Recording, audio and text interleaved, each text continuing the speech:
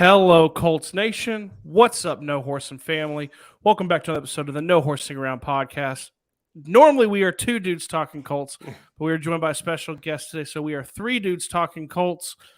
And, man, we're headed into week one finally. Yeah. Finally, week one.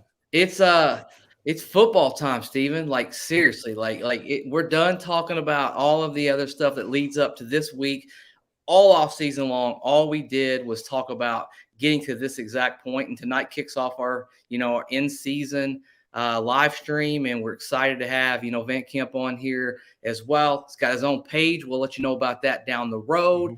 Lots to talk about, man. I mean, the depth chart just came out. We got week one against Houston, which we should win. And I guess we should just start with just kind of your reactions to the depth chart. Nothing really looked off to me. Don't know about you guys, but you just let me know. Were there anything in there that kind of stood out to you? You thought, I don't know if I agree with this, or I do agree with it, or I was surprised to see that. I'll tell you one thing that I was a little bit surprised to see. It looked like Michael Strawn's ahead of Desmond Patman on the depth chart. I didn't know how that was going to play out, so that was my one. And I'm going to shut my mouth and let you two take a chance and stab at it. Yeah, I mean, I would say my number one would be Nick Cross. I mean, Nick Cross as a rookie taking, that safety spot over, Rodney. I think that's a, big leap, big confidence in Nick Cross. And then also wide receiver too, Alec Pierce. Paris Campbell obviously needs to stay healthy this year, but Alec Pierce, I got him on the fantasy team this year. I'm expecting big stuff. He's 6'2", I'd say, and he's, quick off the line. So those are my top two for sure. That stood out. Yeah, I mean, I'm going to piggyback on what Van said too. I think Nick Cross, even though it's not gauging through the offseason, it's not the biggest surprise. He's kind of been trending this way, but just the idea that it is solidified, it kind of surprised me. I thought there was a potential to kind of ease into him as the starter, but because youngest player in the draft last year, just hit the ground running, and really, Zach, you said it too during the offseason, never really relinquished his grip kind of on the number one spot, the number one safety spot. Yeah, I mean, they gave him that opportunity and he didn't let it go. That's a pretty big sign. I mean, for these coaches to go ahead and trust him basically from day one. I mean, we're talking about Nick Cross, getting him in here. He's fast, he's physical, he's smart. He seems to be the type of player, and Chris Ballard, kind of does it again, right, in the third round. I mean, he's got a pair of third rounders back there now. Could be a starting, safeties for the foreseeable future when we talk about that.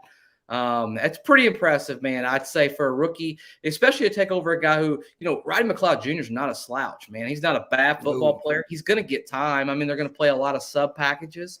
And I would just say that is a very, very impressive thing to have out there from a rookie.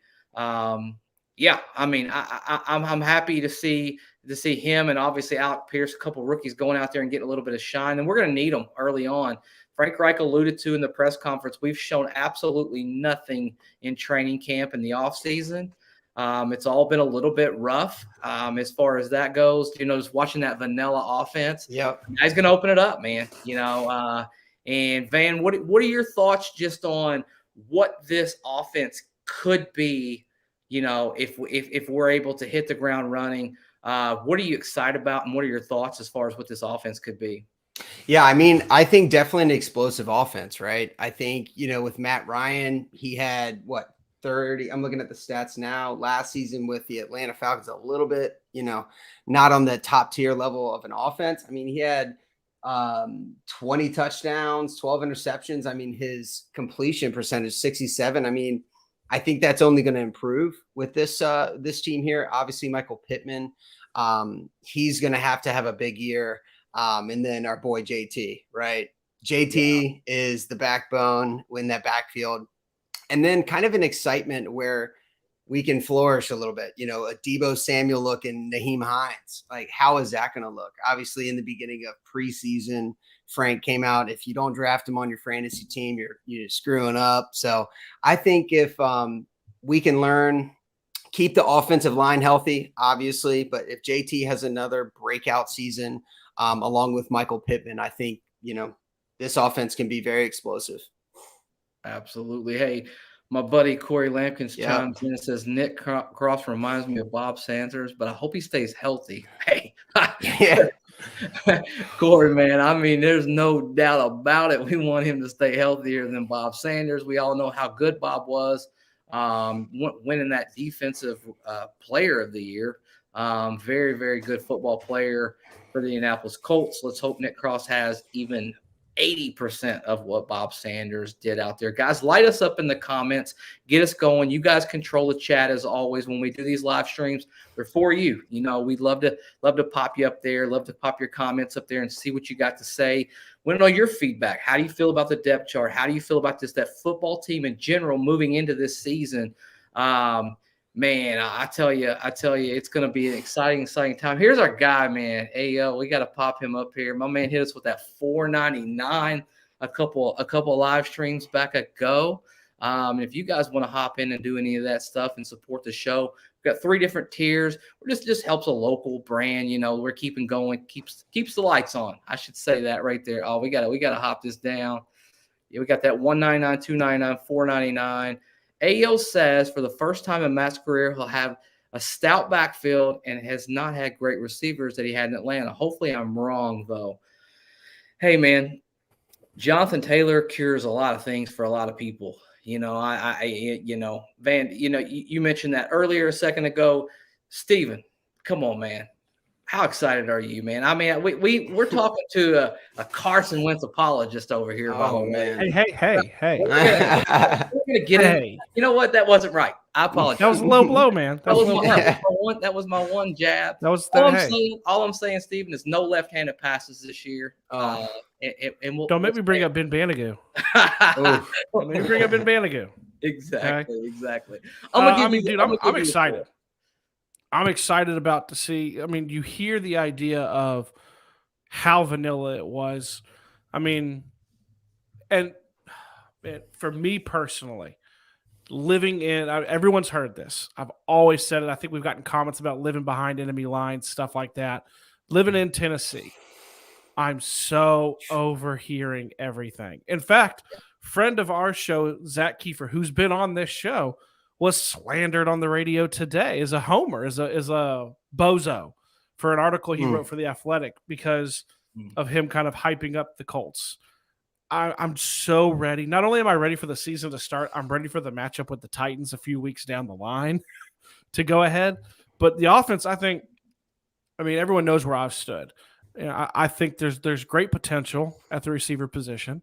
I don't know which way it's going to swing. Zach, I know you say Carson Wentz apologist, but probably also a Paris Campbell apologist when it comes to how I think he can produce. But the talent seems to be there. And to kind of go back to Ayo bringing up the wide receivers in the backfield, with Matt Ryan had a very, very talented backfield the year that Atlanta went to the Super Bowl. It was twofold. They went Devontae Freeman and Tevin Coleman. And really and truthfully, you can say he had an extremely talented wide receiver core. He had Julio Jones, and then that kind of opened up for everybody else, right? Like he had this generational avatar of a wide receiver running along the sidelines. But he's definitely got, I would say, potentially the most talent that he's ever had. And I want to throw in one thing because he brought it up. Corey, if he is half the player of Bob Sanders, everybody knows Bob Sanders is my favorite Colts player of all time. So I'm just going to drop like a little star on Corey's because he brought up my favorite player. Absolutely, man.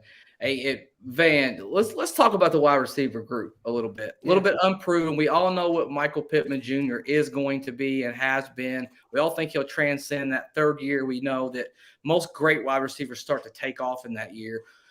You mentioned Alec Pierce a little bit earlier, but as far as that group, they're young, they're unproven, they're hungry. Is there a guy that you're looking at and thinking, okay, this is the guy that as the season goes on, he's going to develop that chemistry with Matt Ryan, and I'm really, really, really excited about seeing him get on the football field this year. Yeah. I mean, we alluded to it, Paris Campbell, right? If he can stay healthy, I think, with his speed, what was it, 3 years ago, he was the fastest guy in the draft. I mean, the amount of potential that he could have, not only in the slot, deep ball. I'm excited. I just hope he stays healthy for more than 8 weeks this year. I mean, that's just me. And my sleeper pick, Ashton Doolin, man. Primetime games, deep balls. I mean, I could see it, right? Obviously, he's, alluded to the special team on the depth chart, unofficial depth chart here. But I think, mainly Paris Campbell, but also Ashton Doolin. Don't sleep on him. I think with his speed, both their speeds, actually, it could be dangerous. I mean, I'd like to open it up in regards to your question. Do y'all have what are your concerns about for this offensive line we got going on? Obviously, we got, Quentin Nelson coming up with a big contract extension. He's going to be the guy. Do you have any concerns in regards to the offense this year? I mean, offensive line this year? Stephen Burton, what say you? Yeah, I tell you what, before we get to that, let's pop some of these comments up so we don't get too far behind. Give everybody some love on this one, and then we're going to talk about that because that's a great thing, and that was actually in the back of my head earlier today, just thinking as I was driving to work. Eric Gonzalez versus the Texans, they can be very confident. I think that's fair. There's no doubt about it. Without Ty, man, he's not going to be busting out 200 yards. Exactly. My man Marsh, he says, I miss Bobby Sanders, brother. I mean, everybody misses Bobby. And then JT is going to shut down the Texans defense. Well, he usually does that to most defenses. We all know how JT does. Let's go to Spook Hill Joe. Spook Hill Joe, not seen you comment on here before, but welcome. If you've not joined the family, tap that subscribe button. JT is going to have a hell of a game against the Texans. I didn't see any action in the preseason. He's going to be pumped. I say sit Shaq until the third game against the Chiefs. Maybe just play in 2 weeks. How about this, Spook Hill? We're going to talk about that. We're going to get the offensive line here in just a second. But absolutely a great point. And we'll talk about Shaq Leonard. Let's talk about the offensive line because Van had a very good – how are we worried? So here's the thing we have, in my opinion. We have obviously proven guys with Big Q. We have Ryan Kelly, Braden Smith. Now we've got two little holes here that we just don't know how they're going to perform, right? Like we just don't know how Penner's going to play, and we don't know how Matt Pryor's going to hold up all season long. He's never really been a full in-season left tackle. And you've got two different things going on. I listened to Rick Venturi this morning, or this afternoon, I should say, on the way home. He brought up a fantastic point. He said, Ryman and Pryor are the complete polar opposites. Pryor, you don't worry about him in the run game. He has that dog mentality. He's a road grader. When you're running the football with Matt Pryor on that left side, him and Big Q, nothing to worry about. Where you get worried about with Pryor is really, really special athletes. And we're going to face a bunch of those special athletes as this season goes along. Speed is what you should be concerned with Pryor because he's such a big man, right? We just don't know what he can do on that left side, and it's so much different than being on that right side. Ryman's different. He's so much further ahead when it comes to the pass pro sets, but he's not built his body up quite physical enough in the run game. He's only about 305, 306. That's pretty light, man, to be out there on that left side. You'd like to see him bump it up about 10 pounds. That was pretty long-winded, wasn't it, Steven? You go ahead, man. You go ahead and be the voice of reason here with this offensive line. Well, I mean, I'll tell you, I don't know. So I played a little game today with some of my Titans friends and matched up O-line to O-line, right? And one of the things that came up was who's on the Colts O-line, which is, for us three and for everyone who's probably in this chat, it's extremely easy to name. And when you start going through it, you do realize there's probably 3 all-pros on the O-line still. Now, there is the unknown at probably the most crucial of them, which is left tackle.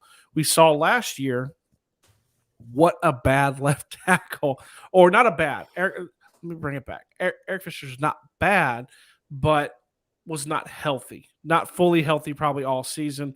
And we saw what it did.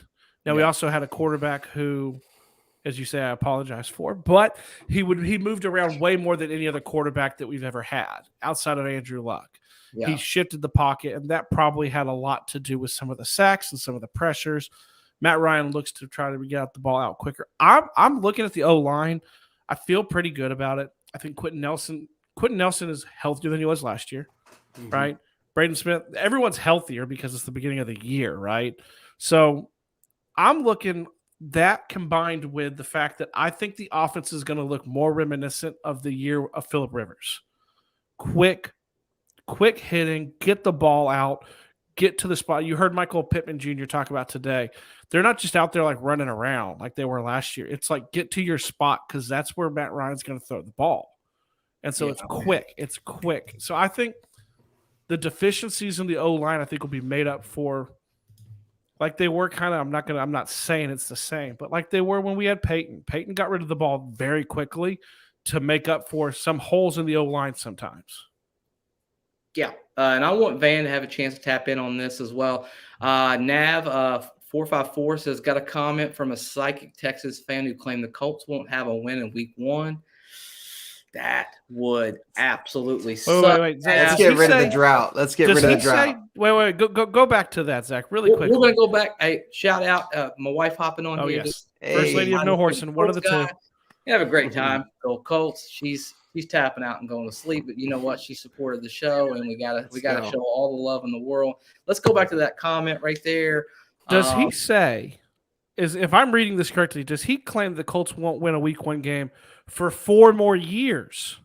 Not just this week. He's claiming 4 more years that the Colts will not win. We don't even know who we're playing next year. My mind's blown right now. My mind's blown right now. Just don't know about that. Van, let's get back to the offensive line. We want to know your thoughts as far as that goes. Concerns? Excited? Where you at? I'm excited, man. Like you mentioned, Stephen Eric Fisher, kind of being gone on that left tackle side. Main thing, healthy. If you saw today the injury report, I think we had 2 people on it. Shaq Leonard, we know that's going to happen. And then also Dennis Kelly with a knee on the tackle position. So I think having Quentin Nelson healthy, not a lot of our depth players on the offensive line being injured, I think the sky's the limit for this team. I mean, quick, and as you mentioned, not a versatile quarterback running around, throwing left-handed, holding the ball too long. That's a big play when it comes to these pressures. So if we can hold that off, get the ball out quick with these fast receivers we got, I think the sky's the limit, man. Yeah, 100%. Marsh chops in here. Matty Ice is going to be on a mission. I'm sure in these waning years of his career, he just needs to finally figure out how to stay calm and not make those usual mistakes. Marsh, yeah, that's what we want. We want, Frank Reich has done such a great job with all of his quarterbacks that he's had. I mean, literally every single year, this guy has a different quarterback. I mean, you talk about a guy in Phillip Rivers who throws lots of interceptions his whole career, comes here and he finally finds a way to talk to Phillip Rivers into just taking that check down, being a little bit more efficient, throwing that football away. That has never happened in Phillip Rivers' career. Even Carson Wentz, he didn't have a great year last year, but probably got the best out of him. I would have to think with Matty Ice, he's going to do something very similar.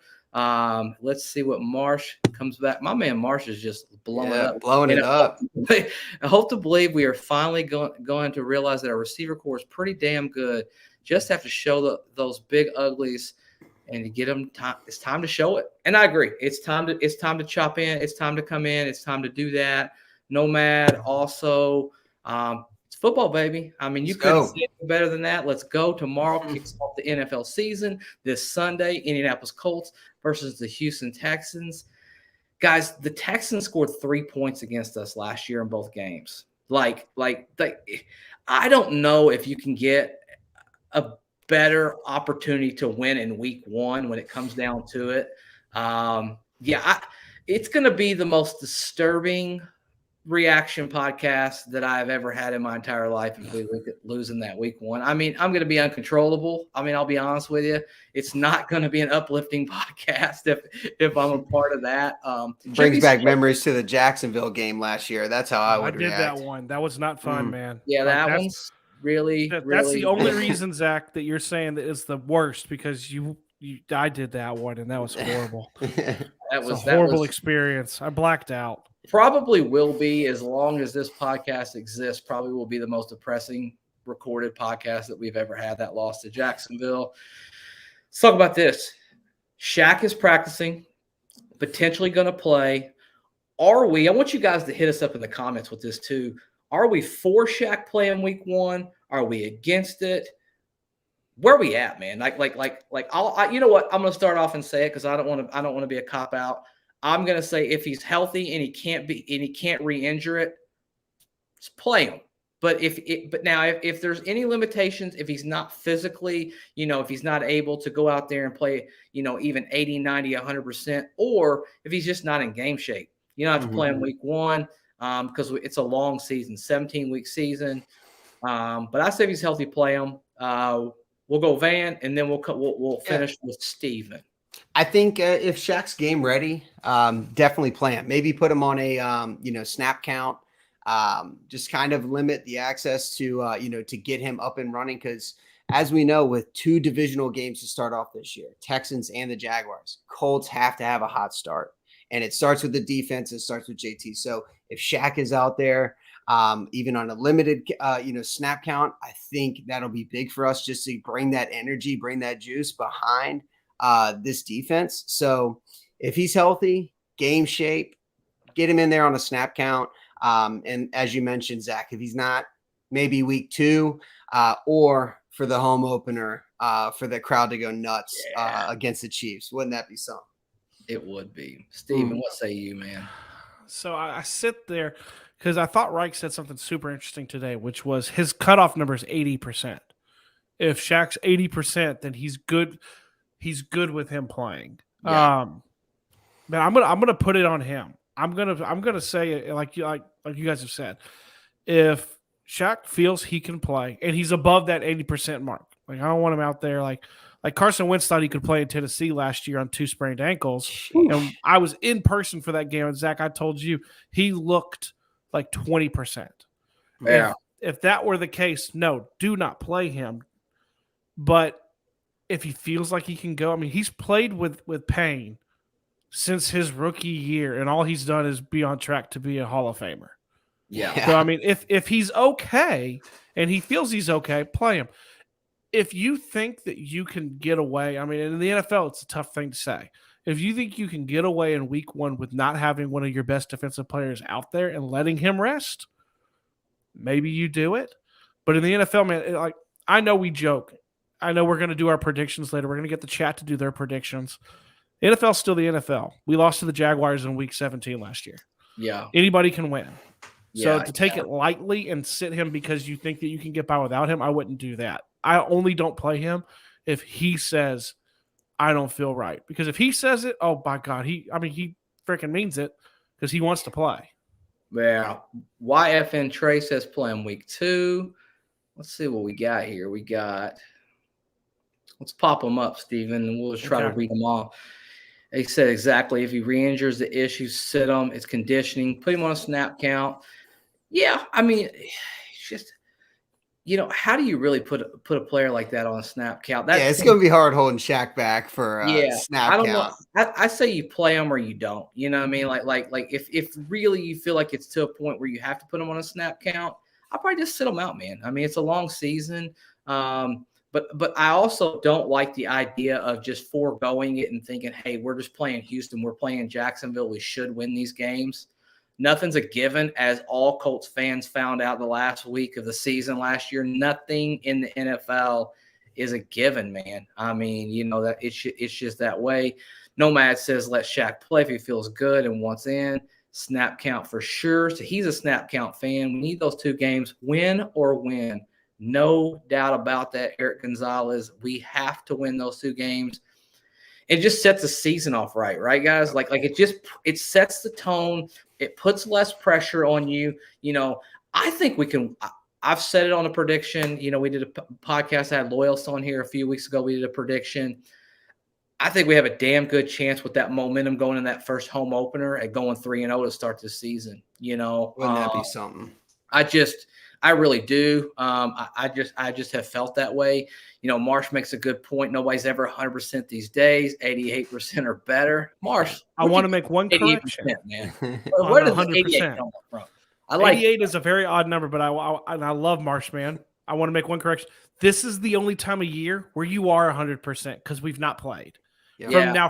From week 1 to week 2 and beyond, nobody's 100%. But if you can have him be 100% because you said him, now's the time because he will never be 100% again the rest of the season. Yeah, I mean, I can see that. Spook Hill says sit Shaq in week 1, snap count in week 2, and then turn him loose against the Chiefs. That's very interesting. I don't know if I've heard anything like that. That's not a terrible approach when it comes down to it. Let's see, Nav. He says we could be in a blowout situation by halftime. Sit him in the second half, brother. If we can sit that man in the second half, that is good. It'll be a good day to be a Colts fan. And then the voice of reason always chime in. Wyatt Law. You need to protect Leonard from himself. I wouldn't leave the decision up to Shaq. I would leave the decision up to the trainers, the coaching staff, all of that, because he's going to say he's ready to go.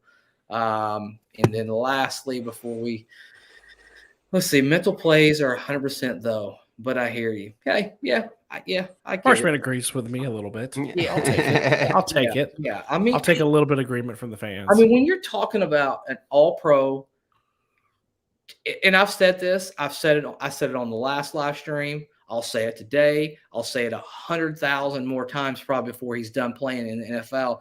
What he did last year, with how injured he was, I mean, you could have a 30 for 30 with that. Like it's literally mind-blowing. I mean, my man cannot run at all, and he's out there punching the football out, picking the ball up. I mean, this dude's lateraling the ball back to other players just because he literally is limping on one foot. That year, when you look back in his whole career, that's going to be a year. Me as a Colts fan, I think he could eventually be a Colts Ring of Honor guy. I'm going to look back and I'm going to say, that's the year for me that I knew something was special about Shaq Leonard. Like, that's different, man. Like, to be that hurt and to still go out there and compete the way that he did, it's unbelievable. And then, mentioned earlier, he's been hurt since week 4 of his rookie season. Like, that is a damn, man. I mean, to have to play that long through that much of an injury, and they finally figured it out. Gladly, they finally figured it out. But, I mean, do whatever you need to do with Shaq, but I just hope that he has a year where he can play football and he's not dealing with a serious injury. He's going to be nagging, going to be bumps and bruises. Steven, I see you. You're ready to go. So, I've got something for you as we're talking about here, because we're about 30 minutes in, and I got to get my plugs in really quickly, but it's a perfect little segue. Whether he plays in week 1 or he plays in week 3, you're going to be at the game, Zach. You're going to be at the game in week 3. Y'all need to go and get your home field stuff, okay? Exactly, your home field apparel, promo code, no horsing around, gets you 15% off, okay? It's great stuff. I've got mine on. Zach has been rocking his a ton. It's comfortable. It's light. It feels got mine good. on the way, man. Got mine on the way. I'm telling you, see, Van's got his stuff. Yeah. It's fantastic. Man. It's local. Don't be an outcast. Local. Get the home field, throw in that no horsing around 15% off, and get the home field advantage. And I'm just telling you guys right now, you won't be disappointed, because the biggest takeaway that I had when I got mine was just how soft and how comfortable it was. I mean, I'm literally a season ticket holder. I'm going to be tailgating from, early in the morning all the way into the evening. You don't want to wear something, man, it's not comfortable, that you're not just cool being in for all day. It's going to be hot. It's going to be cold, whether you're wearing it underneath your hoodie or just wearing it, during or you're wearing the hoodie, or you're wearing the hoodie. Look at Stephen Burton. My man is just really hip. Hey, man, the stuff. I give it to them. It's amazing stuff. And they're local. I mean, that's what's cool too. Like, that's the biggest thing. In the locals, backyard. Man. I mean, taking care of them. They're local, man. I mean, that's pretty cool. Let's throw this comment up here. Eric says, We need to smash Jacksonville. Yeah. Agreed. You know what? I'm 1-0 this year, man. I'm gonna go back to the 1-0 mantra. You got to win 1 week at a time, and I'm gonna say let's beat the Texans, and then we'll talk about Jacksonville, and let's beat the Jags, and let's just take it 1 week at a time, and let's not have anything that we overlook, and no letdowns, and hopefully we're having a sellout crowd week 3, right? Everybody's gonna be there. It's gonna be an electric fan base. Wouldn't it be nice to be able to start your season off 2-0 and go against one of the best generational talents in the NFL with Patrick Mahomes, and then go out there and get that dub, man. I mean that is the goal. That is what we hope for. We have high hopes for this football team. In general, let's flip over to defense. What do you guys expect from this defense this year? I know it's Gus Bradley. He's a different guy. He's going to have a little bit different of an approach. Looks like he's going to be a little heavier against the pass, not quite as heavy against stacking it up against the run. You guys excited about Gus Bradley or no? I'm stoked. I think his aggression on that defensive line is going to be big, right? Because we know Kwity Paye has to have a big year, right? It could be a breakout season. Y'all, I think you all did a pod on that a couple days ago. But I know it's the noise, right? Kwity Paye, it's his, he needs to be that outbreak season and player. But I'm also excited on Yannick. I know he's been so engaged with Colts Nation, but outside of that, him on the field, he has the potential to be a big influence alongside of D-Bucks, right? So if that defensive line can get to the quarterback quick, that can help us out a fair amount. Because if you look back at the Baltimore game, primetime football, Lamar Jackson, as he does against everybody, running all over the field, couldn't really get to him. D-Buck was beat in that last couple drives of that game. So if he could have some relief, not putting everything on his shoulders, I think Yannick's that good piece, and then also Kwity. Hell yeah. Well, man. I mean, and let me ask you guys this. This is to everybody in the chat too. When was the last time we had an all-pro on all 3 levels in the defense? Yeah. I mean, we do. That's not a hypothetical. That's not prognosticating to it. That's legitimate. Last season, all-pro on all 3 levels, and all you did was add more. We know that DeForest Buckner has been double-teamed since he's been in Indy. He will not be double-teamed this year, and if he is, then you have Kwity on one side and you have Yannick on the other one, who's going to be bringing it around the edges. Everybody knows how I feel about Yannick and how I my over-the-top prediction probably, but I mean, we talked about it last week on the live stream with everybody too, that the line is probably who I look at as the most talented, I think. Yeah. Probably unit on the entire team. Stephen Burton. Listen, I didn't mean to cut you off, but Van, I don't want to hear what Van says. Van, Stephen Burton, my man, is calling for 16 sacks for Yannick this year. Hey, listen. I mean, if Yannick has 16 sacks, which I'm going to be a very happy human being, probably by sack, I don't know, 10, 11, 12, I'll probably have that fresh jersey. You know what I mean? I will get a jersey. I'll put it. Do the bet again? I'll record it. I will get a Yannick jersey if he gets over. If he's out there doing that, I mean, 16 sacks is awesome. How about this? That probably means he's top 3 or 4 in the whole NFL, and that means you won that trade very, very handily. And I think he's a double-digit sack guy. I really do. I'll make a bet with you, Zach. We did it last year. We did it last year with Rock Yassin, right? I mean, he's gone now. It kind of fell in between. I said he was going to have a much improved season. He did, but we'll digress that one because I'm not buying a Rock Yassin jersey at this point. Yannick gets 16 sacks. You buy me a Yannick jersey. Yannick gets less than 16. I buy you one. Man, that feels like I'm rooting against myself, though. I don't want to do that. That's the stupidest bet I could ever make for myself. I don't know, man. Oh no, I want to lose. You lose either way, right? Either way, you get you might get a cool jersey. I mean. All right, we'll come up with a better bet. Yeah, let's figure out something. Maybe put it at 10. He has an average less than 8, right? So I think maybe the 10-11 ballpark, that might be a little bit more even. I think he's 10-11. I'll say he's 10-11. 16 is a large number. How about Steven? How about you take a week to think about it? All right. Am I blurred by my interactions with Yeah, Yannick? I'm giving you an opportunity. I know you got those rose-colored glasses on right now with the way he's treating Colts Nation, which rightfully so. I mean, that guy is unbelievable. Let's get to some of these comments. Nate Ollie has to implement smart rotation and keep everybody fresh. Yeah, can't keep Buck gassed. Let's go over here to my man Corey. Quiddy has to be dominant player in that Leo position for Gus Bradley. You ain't lying right there. I mean, he has to be very, very good.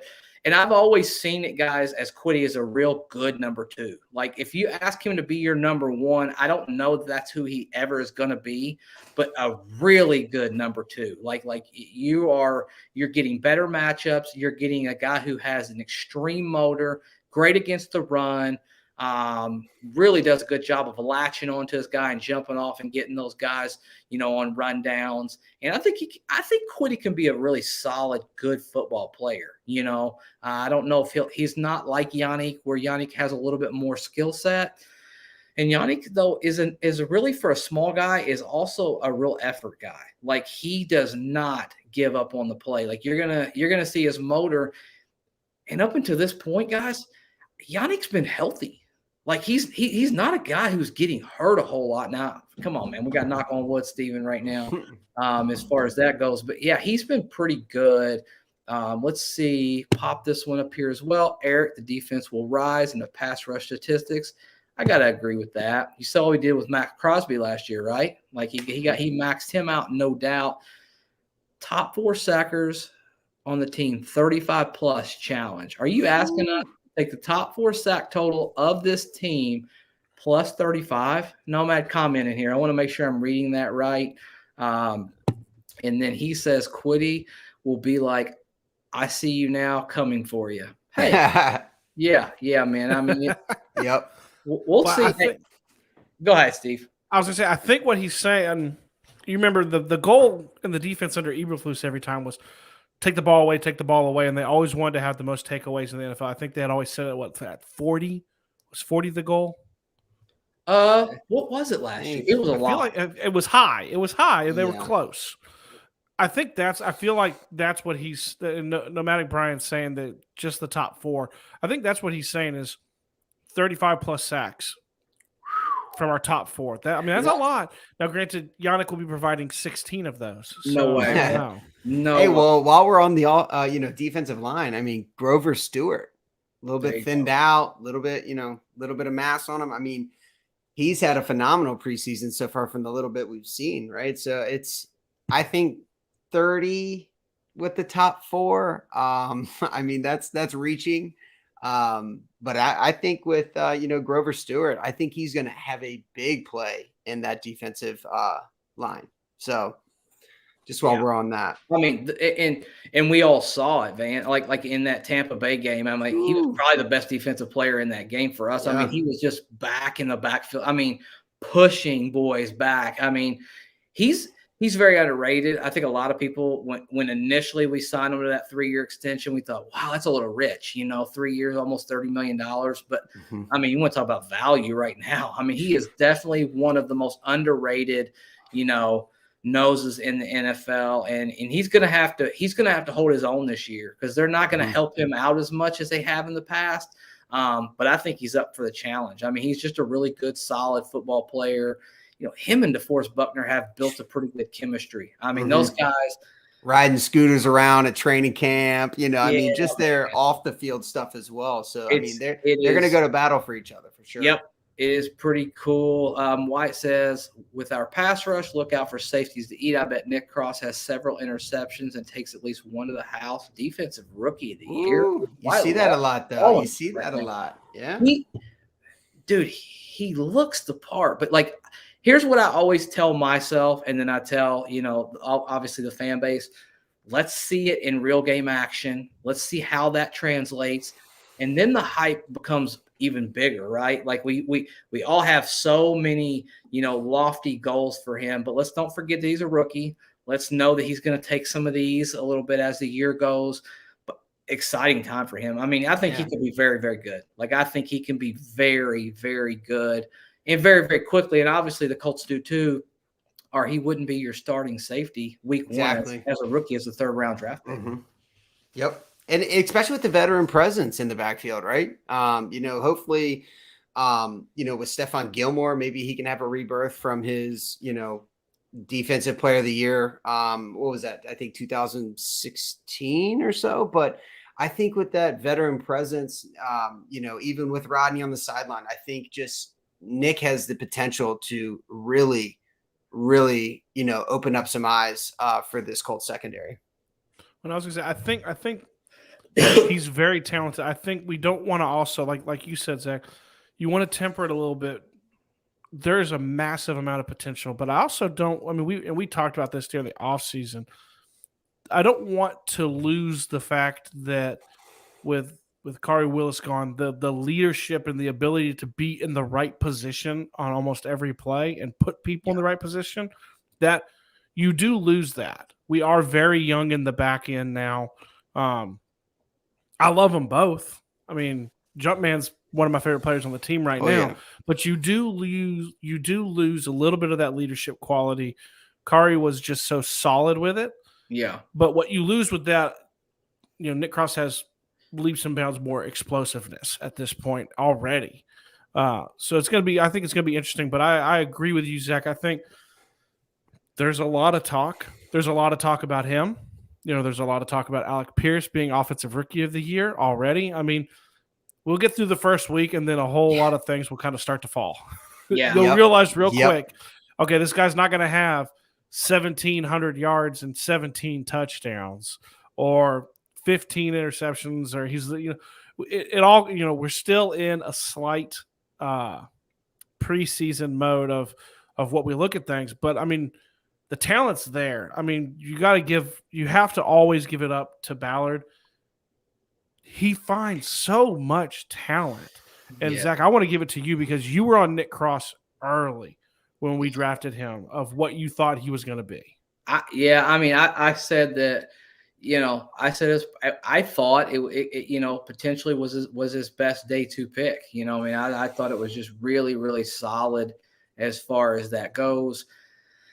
Man, I would just say that I'm just so excited to see him play, but also I have to realize that he is a rookie, and there's going to be some games this year that you're going to be like, damn, he was just a little bit slow to react in this moment.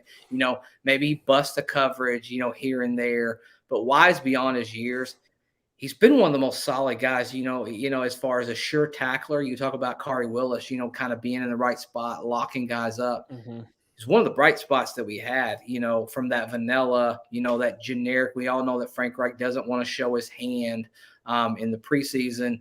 But I will say one thing I like about Frank Reich, his approach to this offseason in general has been so much better. He's allowed his players to play.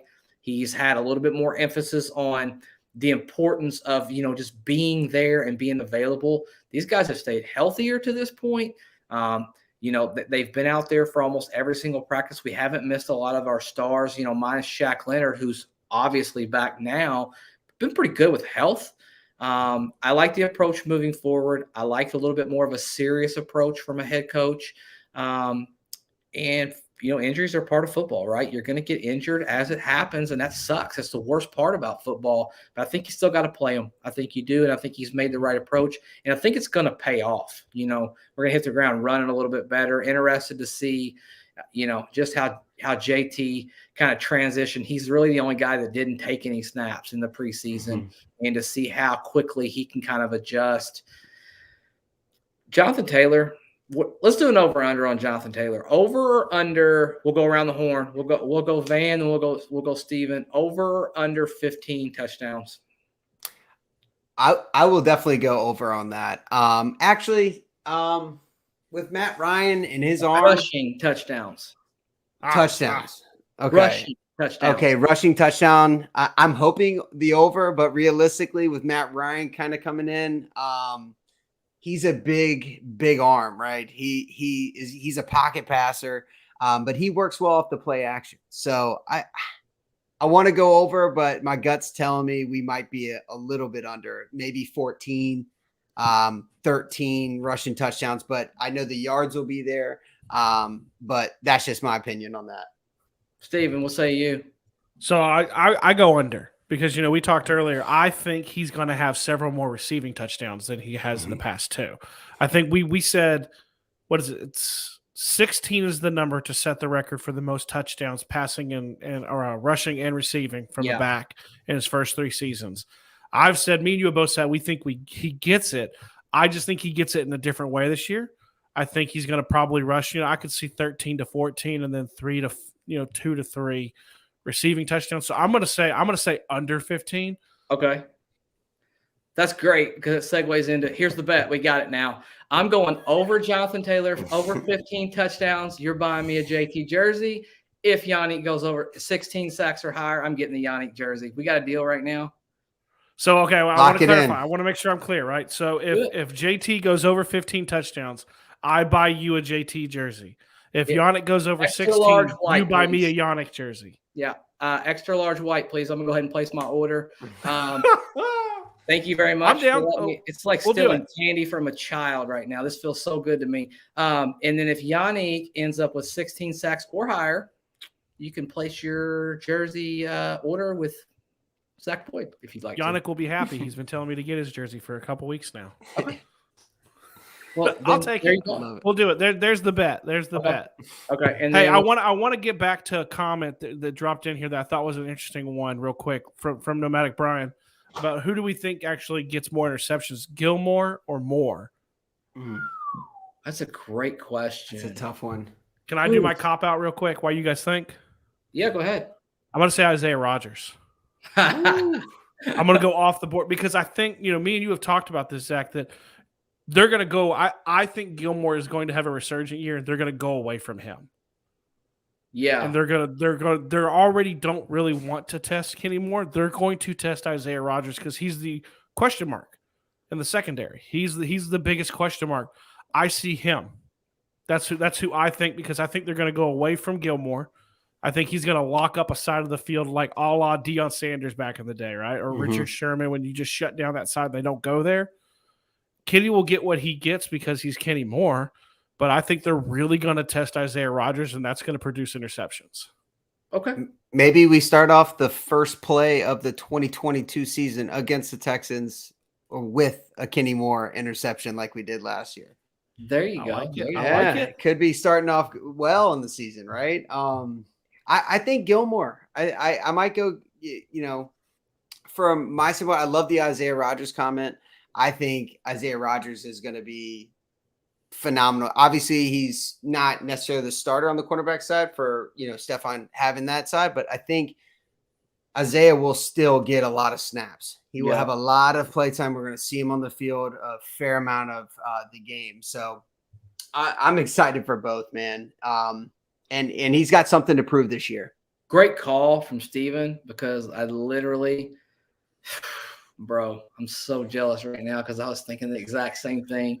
But I'm not even going to do it. I'm just going to answer the question. We do a show together all the time. I'm not even going to do it. I'm going to answer the question just because Rodgers is a ball magnet. Like, when the ball's around, like, that guy just is there for some reason. But I'm going to go Kenny Moore. Here's why, though. I think Gilmore is a better cornerback, but Gilmore is such a technician. He gets so many pass breakups. Like, I don't know that he even goes for the ball quite as often. He's just so technical in mirroring those wide receivers.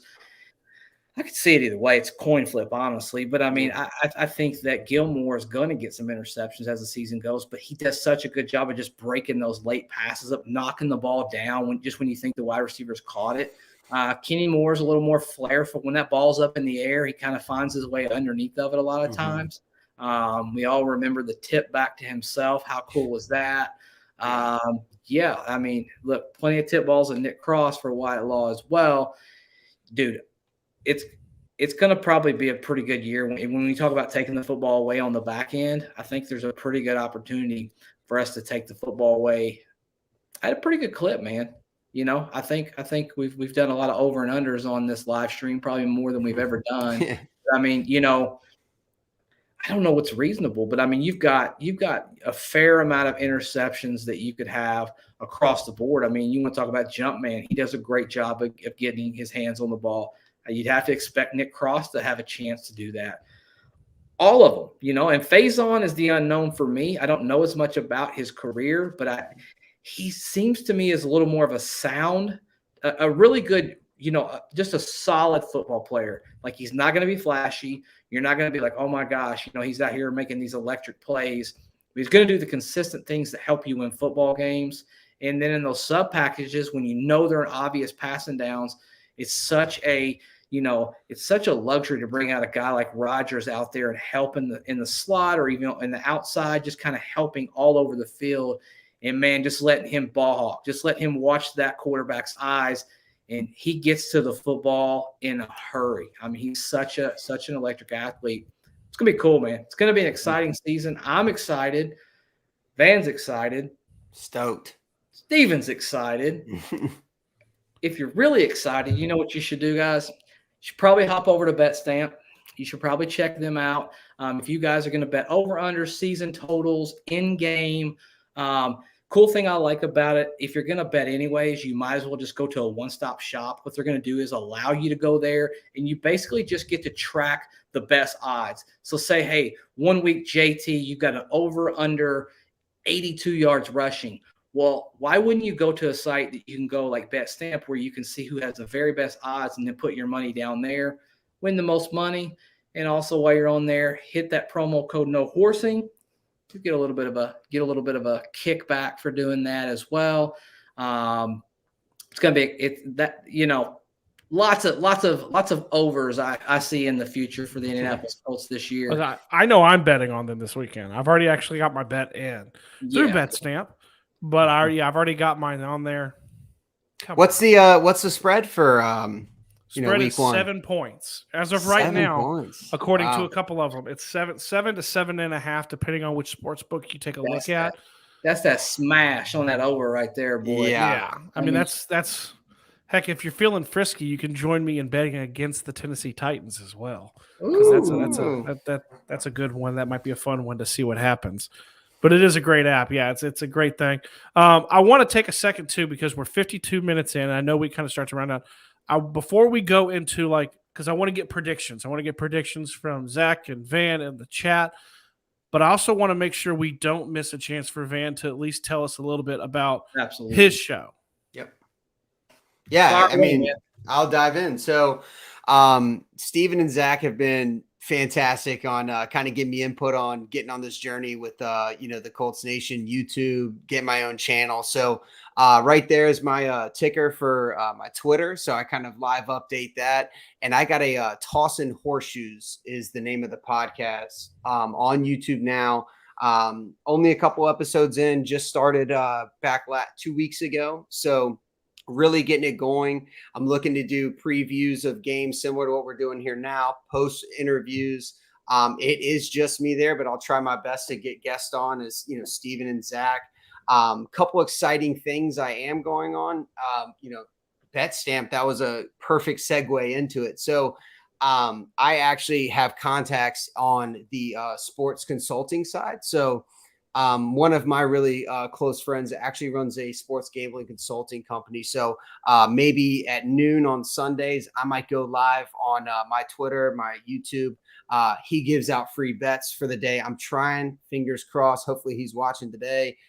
We can get some Colts free bets, to have Colts Nation win some money, and we can promote BetStamp through that as well. So that's just kind of couple of my takes on it, on how I'm kind of going to be running my channel, but mainly just embedding in Colts Nation. Joining the No Horsing podcast has been awesome so far, but again, it's Tossin' Horseshoes. I'm sure we can add it in the bottom of the video description here today, so just give it a follow. If y'all just want some up-to-date stuff, support the channel, man. I appreciate it. Yeah, guys, and I just want to take a quick second, and we'll get back into some Colts talk as far as predictions and all that good stuff goes. But, it's so awesome anytime that we can have somebody come in here and be a part of this show as well. Obviously, he has a passion just like you guys do. When you come in here and comment, you want to talk Colts football. It's no different. If you haven't had a chance, go over and check him out. Hit him with subscribe. Join his family as well as you're joining our family, and just support this community. I mean, that's what this is all about. We've always used this platform for you to use your voice. And our voice just keeps growing. It keeps getting bigger. And when we get to have people like this come on our show and then they start new things for themselves, super exciting time for Van, as he gets his thing kicked off. Quick question before we get into record predictions. Let's go in order 1, 2, 3, 4. Colts, Texans, Jags, Titans. We're going to rank them in order, putting you guys under the gun. You want me to go first, Steven, since you're over there sidebarring right now? Yeah, I'm always looking at the chat. Yeah, you go first, man. Go ahead. Okay, I'll go first, and then Van, you're going to go 2. All right. Okay. Colts 1, obviously. I mean, who wouldn't say that? Oh boy, do I want to do this to myself? I'm going Colts 1, Jags 2, Titans 3, Texans. Hot take. Bring the flame on. It's not a hot take, Van. He hates the Titans. He'd put them 4th if he could. Oh my gosh. Oh my gosh. All right, Van. Where you at? Yeah. Man? So I'm right there with you, Zach. Colts number 1, obviously. My number 2 might be a little surprising. I'm going to go Texans. I think David Mills has a lot of potential. You got Brandon Cooks over there. I stress out every week, as every Colts fan does, but everybody can show out on a Sunday, man. And he had big games against big teams last year, almost beat the Texans or Titans, beat the Chargers. I think he had like 400 yards or so. So my number 2 is the Texans, if they can kind of get a run game and stuff like that, and David Mills can go off. And then I got Titans number 3 and Jacksonville. So I'm gonna go Colts 1. Sorry. I'm gonna go Titans 2 because I do think that I just Derrick Henry, and they're it's always going to be Colts Titans. I just don't see kind of a pathway for anything else but those two. And the division is going to be determined. I mean, before Thanksgiving, before Halloween, more than likely. So I mean, I'm going to go them 2. I'm going to go Texans 3, and everyone knows. I mean, and we got people we love who are Jaguars fans. I think they're so dysfunctional of a franchise. Not that they don't have talent. We've talked about the talent they do have, but they're so dysfunctional when it comes from up top down, right? I mean, your mind, Stephen Burton. Hey, I mean, the hot take. Everyone talks about hot takes. The hot take that I had, Zach knows it. Van, I don't know if you know. I said that I thought Trevor Lawrence would have the same kind of career as Andy Dalton. I don't even think that's a really hot take, to be honest. I mean, boom. I like that. I mean, it's I the think idea that the dysfunction of the franchise is what it is. You can't overcome the dysfunction of the franchise. Is my thing. I just think a better coach. He's got a much better coach. Helps them out a lot. Do I think that Trevor Lawrence is going to be this just generational guy as his career goes? Probably not. No. Solid though. You could do probably far worse than him as far as that goes. But I don't know that he's going to necessarily be this generational guy. But if you play him within a structure, and that's what I feel like is going to happen moving forward, probably get the best out of him. You've got a little bit of a solid foundation on the defensive side, starting to bring some things in on the offensive side. And I don't know. I just got this weird feeling that the Titans are, I don't know. I just think they're backsliding a little bit. I think they're going to have a quarterback controversy issue mid-season. So that's going to be something to deal with. They're already dealing with, the loss of Harold Landry. They don't have A.J. Brown. They traded their best wide receiver for – I don't know why you would have done that. But, I mean, they traded their best wide receiver. And that's also – I do hate the Titans. But I picked them 3. You know what I mean? Like, let's be honest. I picked them 3, not 4. I mean, and I do hate the Titans. I mean, there's no doubt about it. So, yeah, there's a little bit of that going on too. Yeah, there is. Well, I've said I think the Titans are due for a step back. What that looks like, I don't really know. I think their offensive line is extremely undermanned. I don't think it's a good O-line. I think that their defense is overhyped. They lost Harold Landry. I think that was huge. Huge. That was Jeffrey huge. Simmons is great. I've always said Jeffrey Simmons is a great talent, but you've got unknowns at the corners. You've got unknowns at the receivers. I got into it the other day with a Titans fan comparing their top end receiver to our top end, which is Robert Woods, to Michael Pittman Jr. I'm going to take Michael Pittman Jr. 10 out of 10 times over Robert Woods. I do think they're due for a step back. I don't know what that looks like. Is it 9 wins? Is it 8 wins? It's not the number 1 seed, but I think it's also a really popular pick right now to have them missing the playoffs. And I know you hate him, but they do have a very good coach. I know you hate him, Zach, but he has something where he can rally the team. That's fair for them.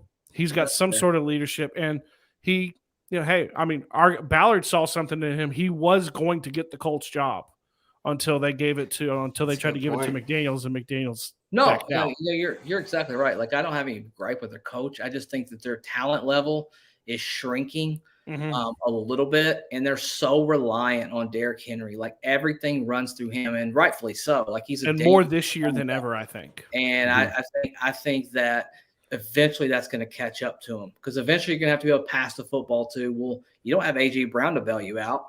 Like, who are you going to throw the football to? And doesn't seem like Treylon Burke is done that well as a rookie.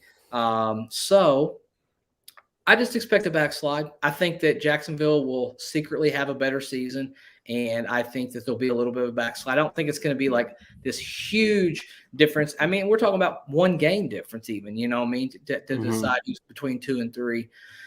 Record step prediction, back is, even if you're not the number 1, it's a step back anyway. Yeah. If you don't do as well as you did the previous year, it's a step back. Yeah, 100%. Record prediction. I don't know that we want to go through every single game.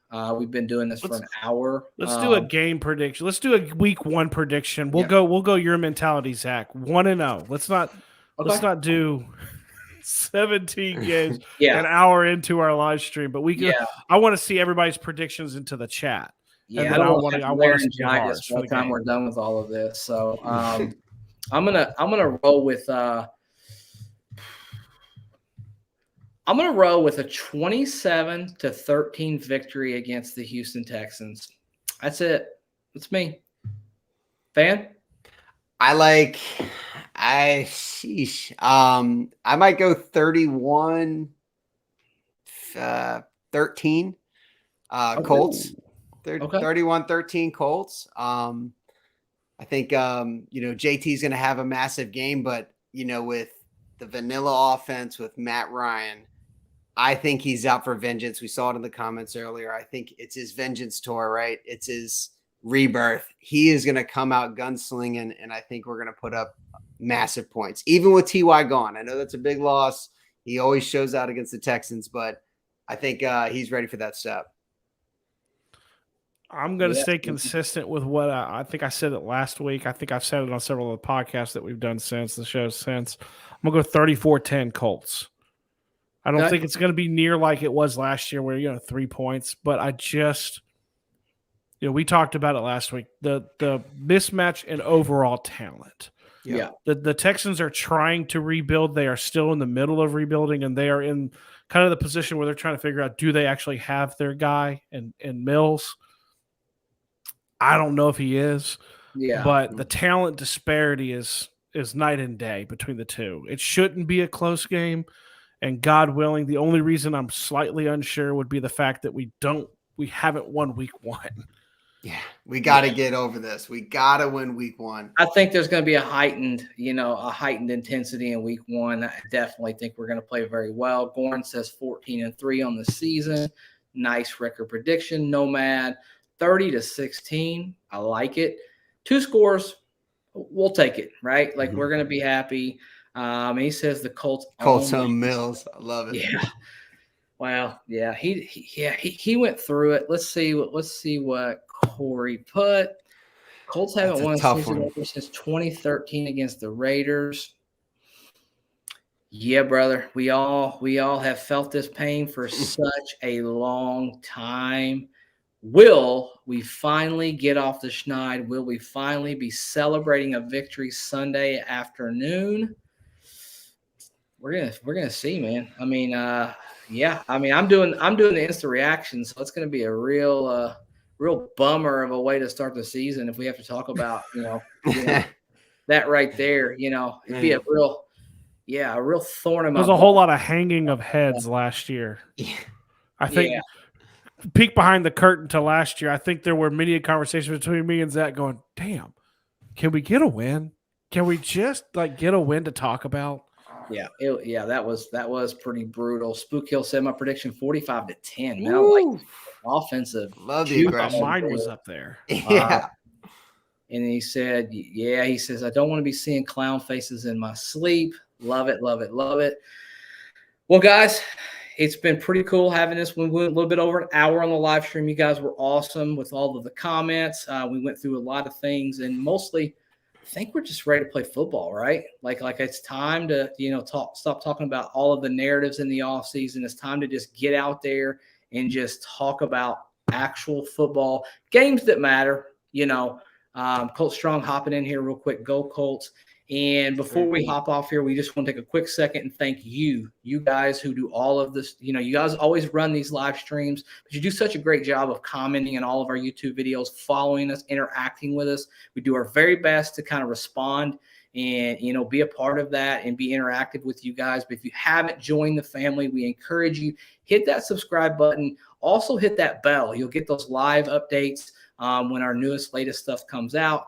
And we're just excited as our family grows. I mean, we're almost at 1.6K. I think before the show, we were 6 away from being 1.6K, and we would like to have that done before kickoff Sunday at 1 Eastern. So guys, help us out. If you haven't done it, we encourage you to come here, use your voice, as well as hop on over to Van Camp's Tossin' Horseshoes podcast over there on YouTube. Mm-hmm. Give my man a like, give my man a subscribe, hit his alert button, and I'm sure you'll be seeing more of us down the road. And we'll end it like we always end it. I love you. Steven loves you. Van loves you. Yes, sir. Guys, we are out. Go Colts. Go Colts. Go Colts.